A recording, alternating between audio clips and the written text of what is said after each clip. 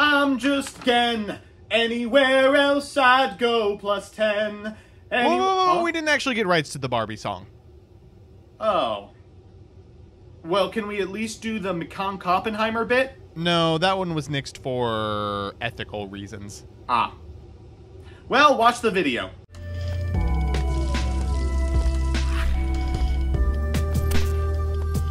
Good afternoon, Jank enthusiasts. I'm MBT, and this is 10-Minute Testing. It seems the world is out to prove exactly me wrong about exactly the viability of Mikanko. After claiming it was nothing but a face cash tira or die piece of garbage, it won a YCS and topped another. So I guess we're gonna have to start taking this deck seriously. Presenting Mikanko. Hold my ice cream, Ken. So here's the list, stolen from Kevin Tian's top at YCS Richmond. As always, I'll give you a background about the archetype, a little bit of a discussion about what I hope the deck can do, and of course, the card by card. But first, this video is sponsored by Yu-Gi-Oh! Pro Deck. Yu-Gi-Oh! Pro Deck is the #1 place to go if you need a pack simulator, a card database, or want to read a wealth of strategy articles. They also post breakdowns and lists from every major TCG and Master Duel tournament, including the Master Circuit series. Give them a look at www.ygoprodeck.com. With that, let's make something out of Mikanko. Mikanko is a series of fruit-themed level 3 monsters and one ritual that all have an effect we used to jump through hoops for. Provided they're equipped with an equip card, they can't be destroyed by battle, they take no damage from battles involving that monster, and your opponent takes the damage you would have taken instead. This is already most of Sfree's OTK, but the hits don't stop there. Their on-theme ritual and powerful equip spells, the dances, aren't just fun to watch, they're powerful pieces of interaction, from Snatch Steal to Compulsory Evacuation Device. The end result is a deck that can chew through just about any established board. Going second. Historically, this deck's had a real problem going first. Enter Ken and Gen. These two TCG exclusive troublemakers can, for the cost of a normal, hand loop, cycle cards for your grip, and importantly, make a rank 3. And there's one of those you might have forgotten. Acid Golem, once played so Burning Abyss could out monsters with 2600 attack, has a choice bit of text on it: you cannot special summon any monsters. On the draw, you're going to freeze your opponent into the next century, but on the play, you're donating this dork to their field and daring them to draw Book of Moon. So with that, let's get into the card by card. We'll begin with the little Mikankos, 2 copies of Hare, the Sword Mikanko. If this card is not equipped with an equipped card, you take no damage from battles involving this card. If it is equipped with an equipped card, it can't be destroyed by battle. Your opponent takes any battle damage you would have taken from battles involving this card, and if an equipped card becomes equipped to this card, you can add a Mikanko equipped spell from your deck to your hand. After that, we've got 2 copies of Huli. If it's not equipped with an equipped card, you take no damage from battles involving this card. If it is equipped with an equipped card, it can't be destroyed by battle. Your opponent takes any battle damage you would have taken from battles involving this card, and while you control an equipped card, your opponent cannot target Mikanko cards you control with card effects. If either player equips an equipped spell to this card, you can add a Mikanko trap from your deck to your hand. Next up is Gen the Diamond Tiger. Once per turn at the end of the battle phase, return this card from the field to the hand, and during your main phase, you can special summon a Ken the Warrior Dragon from your hand or deck to your opponent's side of the field in defense. If this card is special summoned by the effect of Ken the Warrior Dragon, discard a card, but that applies to the card's controller. Similarly, Ken the Warrior Dragon says once per turn at the end of the battle phase, return this card from the field to the hand. You can only use each effect once per turn, and during your main phase, you can special Gen from your hand or deck to your opponent's field in defense position, and if special summoned by the effect of Gen, your opponent draws 2, then they discard 1. After that, we've got 2 Fire Flint Lady, 1 Infernoble Knight Reynaud, 1 Diabellstar the Dark Witch, 2 Ash Blossom and Joyous Spring, and 3 Mikanko of the Oomphy. You can ritual summon this card with Mikanko Kagura. It can't be destroyed by battle. Your opponent takes any battle damage you would have taken from battles involving this card, regardless of its equipped status.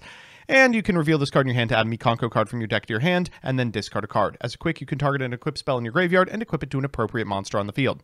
After that, we've got 2 copies of Prep Rites and 3 copies of Arabesque. The equipped monster can't be destroyed by card effects, and during your main phase, you can special summon a Mikanko monster from your hand or deck with a different original name than the equipped monster, and if you do equip it with this card, then return the monster that was previously equipped to the hand. We're playing 1 Maewashi Dori. The equipped monster can't be destroyed by card effects. You can only use each effect once per turn. At the end of the damage step, if your Mikanko monster battles, you can target a Mikanko in your graveyard, special it, and equip it with this card, but banish it when it leaves the field. 1 Fire Dance, special a Mikanko from your hand or graveyard, and if you do equip it with this card, then special summon 1 monster from your opponent's graveyard to their field, but negate its effects, and the equipped monster can't be destroyed by card effects. Finally, we are playing 1 Rondo, equip only to an opponent's monster. While you control a Mikanko monster, take control of that equipped monster. No one can activate the effects of the equipped monster while you control it, and when it leaves the field, send the equipped monster to the graveyard. Finally, we are on 1 Kagura, which can be used to ritual summon a Mikanko ritual, and you have to tribute monsters from your hand or field whose total levels equal or exceed the level level, then apply the following effect. Destroy cards your opponent controls up to the number of equipped spells with different names in your graveyard, and inflict 1,000 to your opponent for each card destroyed. That's right, there's a time card in here.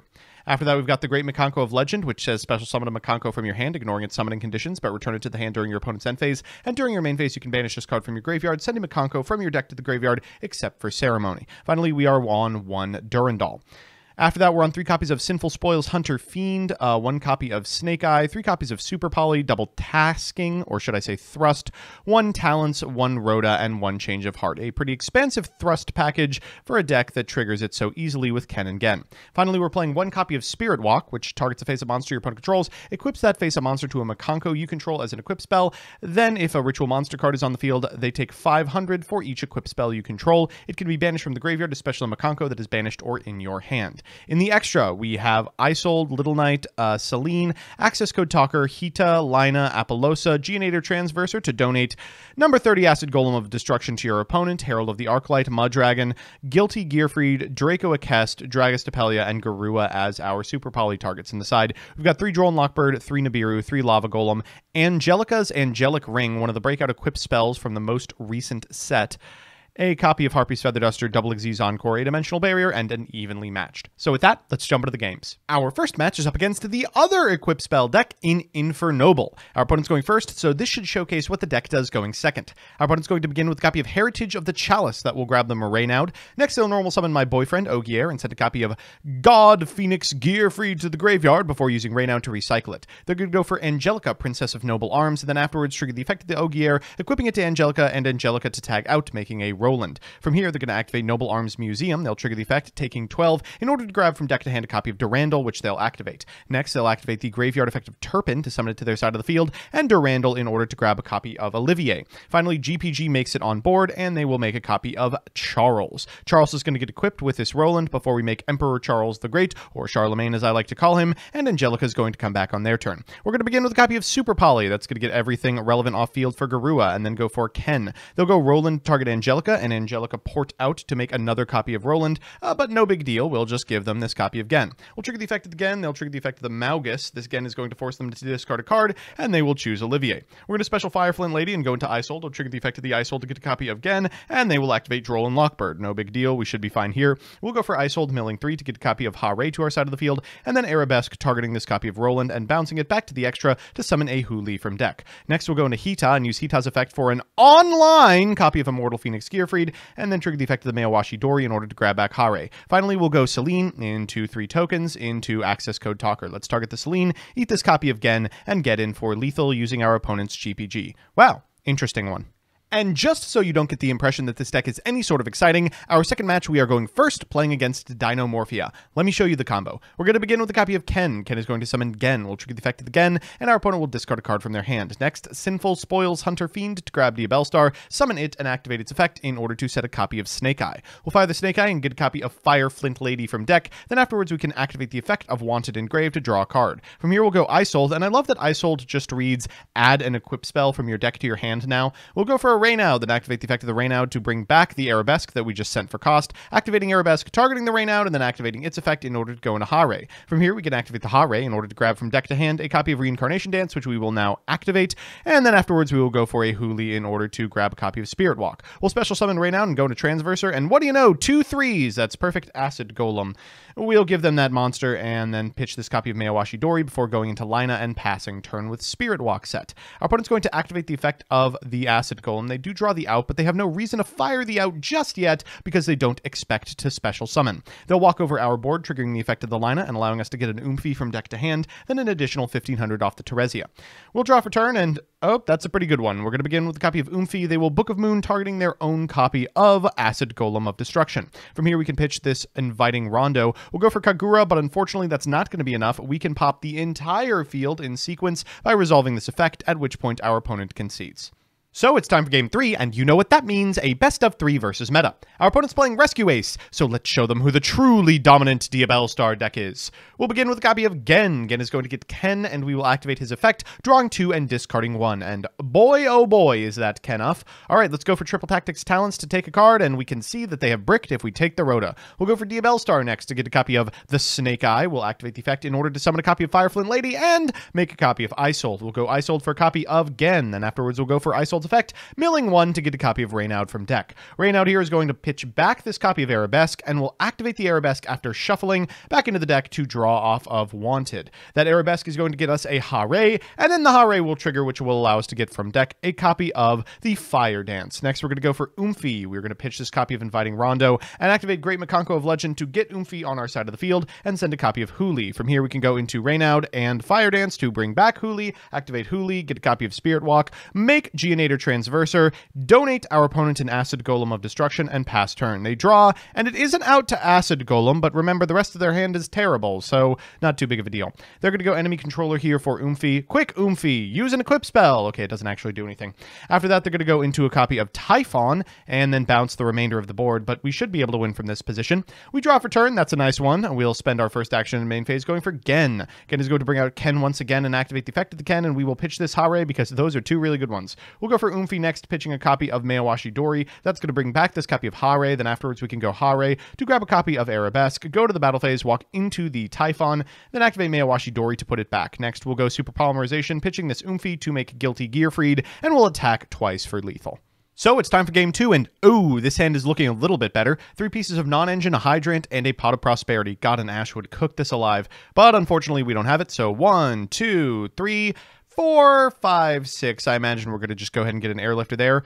Or an emergency, all right. They're going to go for a Hydrant, activate the effect of the Hydrant to get a copy of Preventer, then fire off this emergency in order to get into a copy of Turbulence. Then we will activate the Preventer, then the Turbulence? Not really how I would have done it with 2 pieces of non-engine I need to set in hand, but who cares? This probably wins. We draw for turn, and they're going to fire off a Rescue to summon back this Hydrant, so it's online. We're going to begin with a copy of Prep Rites. So that's going to grab us an Oomphy. We'll activate the effect of the Oomphy, and they will Ash Blossom. Really bad news. Okay, well, we can go for this copy of Inviting Rondo, then normal summon a Huli, which gets us the Preventer. They're going to activate Extinguish and Alert in order to grab another Preventer and pop the existing one, and we're forced to set a Spirit Walk and pass. Our opponent's going to lead with a copy of Hydrant Activation. They will then normal summon an Airlifter. Activate its effect, we will chain Spirit Walk, they will chain Contain, and we will chain Click Surrender. So it's time for that all-important game 3, and ooh, our opponent is making us go first, which has really confounded our boarding principles, and they've opened Dimension Shifter. We got a game on our hands. We're going to begin with a copy of Ken, and Gen, they're going to Dimension Shifter, which is devastating. Okay, well, we can activate Gen here, which forces them to go down to 3 cards, but those are 3 pretty good ones. We're going to go Arabesque here to go into a Huli. We're going to take that Gen back. Then we'll activate Huli for a copy of Spirit Walk, set it, and pass here. Not a lot we can accomplish. Our opponent's going to begin with a copy of Rota. Rota is going to grab them a copy of Airlifter. They'll activate Airlifter here in order to grab a copy of Emergency. We can't Droll Lockbird here, but they Emergency for a copy of Hydrant, which is strange because they can't actually get to Turbulence this way. They don't have any cards in graveyard to banish. Instead, they're just going to fire off the Wanted and pass turn, going for a Link Haribo and an SP Little Knight to banish the back row, but we should be able to eat this up if we have the read that back row is nothing. We'll begin with a copy of Change of Heart targeting the SP, and now we can probably feel safe that it's not infinite impermanence. We'll go for a Gen into a Ken. We'll trigger the effect of the Ken, and that's everything we needed. We'll go Isold next. We'll use their effect in order to grab again, then activate Isold, milling 1 for a Mayowashi Dori. We will get a Raynaud to our side of the field and activate Raynaud to get the Mayowashi Dori back. Then afterwards, we'll go Arabesque, target the Raynaud, activate the effect in order to summon a Hare. Next, we'll activate the Hare effect in order to grab from deck to hand a copy of Fire. We will go into a Hitu, the Fire Charmer, Ablaze, go to Fireflint Lady, and Seliner. This card is now going to have 3 counters, but we don't have a Spellcaster in grave. We do in hand, however. Droll Lockbird counts. We'll go into an Access Code Talker and eat that back row before eating Ken. And how are we going to get the last 3,000 points of damage? Well, we can always attack with Acid Golem of Destruction. He was always going to win the game, one way or another. So we're back with the deck, and sheesh, it seems like Rescue Ace players have a static debuff when playing for TMTs. Let's do the pros and cons. First, the pros. 1. The Acid Golem lock is devastating to most decks, restricting their plays alongside having your own extra interrupts and leading to a very easy OTK the next turn. 2. The lock isn't the only thing you can end on. Boards like Ohime with Spirit Walk and Herald and Appaloosa can put up a fierce fight against the best of strategies. And 3. Ken and Gen being part of your combo as a normal summon gives you both access to Thrust and the ability to draw for combo pieces or non-engine to back up your plays. And the cons. 1. You have a hard time breaking boards with engine alone. If Arabesque doesn't resolve against Tier or Unchained or Rescue Ace, you're often struggling to play through those interrupts. 2. Droll impacts you enough that you can't Acid Golem lock. Anything else you end on will be too weak without the searches. And 3. Interrupts can be extremely resource intensive to play through. 1 interrupt will leave you with a much weaker board and no access to a lock, and 2 well-placed interrupts will often leave you relying on drawing non-engine for anything to do.